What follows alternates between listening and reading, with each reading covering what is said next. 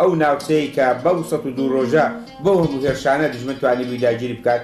هێزی پێشمەرگەی کوردستان لە 1 سەعاتدا لەو شەوەدا توانی لە شەوی چواردەی چواردا توانی لە دژمنی بسەنێتەوە و ڕزگاری بکاتەوە و هەزاران هەزار پێشمەرگەی هێزی پشتگیری هەنا کە هەموویان شان بەشانی یەکتر لە دژی دژمن خەبات دەکەن.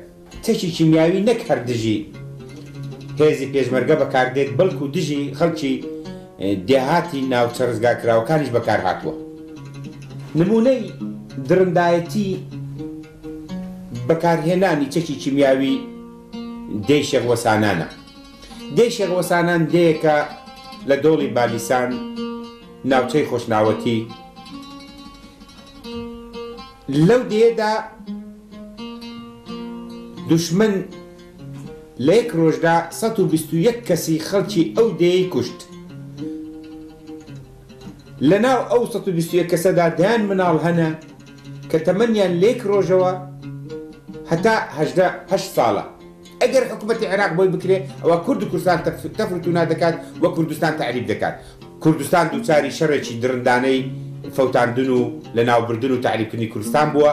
مافی چارەنووس دەکاتە مافی دەسەڵاتداری، مافی دامەزراندنی دەوڵەت، مافی سربەخۆیی و مافی جیابوونەوە لەو کاتەدا کە گەلەکە بڕیاری لێ بدات. واتە خەڵکی کوردستان گەلی کوردخۆی بڕیاری ئەوە دەدا بە چ شێوەیەک چارەنووسی خۆی بکات. ئێمە یەکێتی نیشتمانی کوردستان خەبات دەکەین بۆ ئەوەی کۆمەڵانی خەڵکی کوردستان بە سەربەستی و بە ئازادی چارەی خۆیان بنووسن. عێراق ئیمڕۆ لە وەزعێکدایە کە ڕەنگە حکوومەتی عێراق بڕوخێ، ڕەنگە حکوومەتی عێراق بشکێ لەو شەڕەدا، ڕەنگە ڕاپەڕینی کۆمەڵانی خەڵک لە چەندین لای عێراقەوە دەست پێ بکە.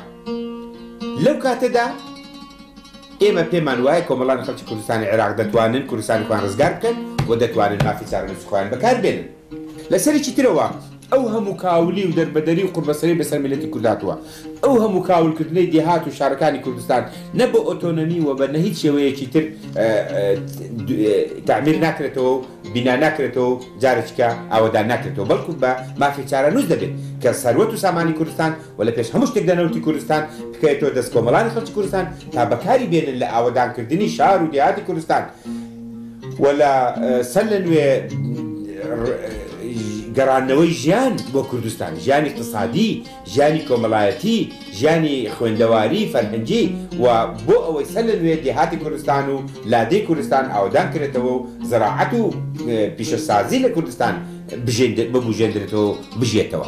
هەروەها بۆ گەشە پێدانی کۆمەڵایەتی، بۆ دروستکردنی سەناعەت، بۆ دروستکردنی ڕێگاوبان، بۆ دروستکردنی دانیشگا و پێشخستنی خوێندەواری و نەخۆشخانە و ئەوانە لە کوردستاندا مافی چارەنووس بۆ تا پێویستێکی لە بەلاوەنان نەهاتوو. واتە مافی چارەنووس خەیاڵێک نییە خەیاڵی خاو بێت یا شعارێکی نەتەوە پەرستە توندڕەوە و تیژڕەوەکانی کورد بێت. بیرێک لە کوردستان بکەنەوە، بیرێک لە کۆمەڵانی خەڵکی کوردستان بکەنەوە، بیرێک لە شەڕی جینۆساید بکەنەوە کە ئیمڕۆ دژی نەتەوەکەیان بەتوندی بەردەوامە، بیرێک لە هێزی پێشمەرگەی کوردستان ئەو قارەمانانە بکەنەوە کە لە سەختی و ناخۆشیدا، لە گەرما و سەرمادا، لە شار و لادێدا، لە شاخ و دۆڵدا ڕوبەڕووی تانک و تۆپ و تەیارە و چەکی کیمیاوی و ژەهری دوژمن دەبنەوە و بە سنجی ڕوتەوە دەچن بەگوێ هەڵدەکوتنە سەر دەبابە و سەر مدەڕەعە و سەر تۆپی دوژمن لە پێناوی پاراستنی شەرەفی نەتەوەکەیاندا، لە پێناوی پاراستنی کورد و کوردستانەکەیاندا. ئەوسا وجدانی خۆیان بخەنە کار و بخەنە گەر بۆ ئەوەی ئەگەر پێیان بکرێ گوڵ بن و ئەگەر گوڵ نەبن درک نەبن، ئیتر سڵاوی گەرن بۆ هەموو ئەو کەسانەی کە گوڵ دەبن و درک نابن، بۆ هەموو ئەو کەسانەی کە خۆیان لە نەتەوەکەیان و خەباتی نەتەوەکەیان و شۆشەکەیان دانابڕن. دیارە سەرکەوتن و سەربەرزیش هەر بۆ شۆڕەجێرانی ڕاستەقینە و تێکۆشەرانی ڕێگای ڕزگاری دیموکراتی کوردستانە.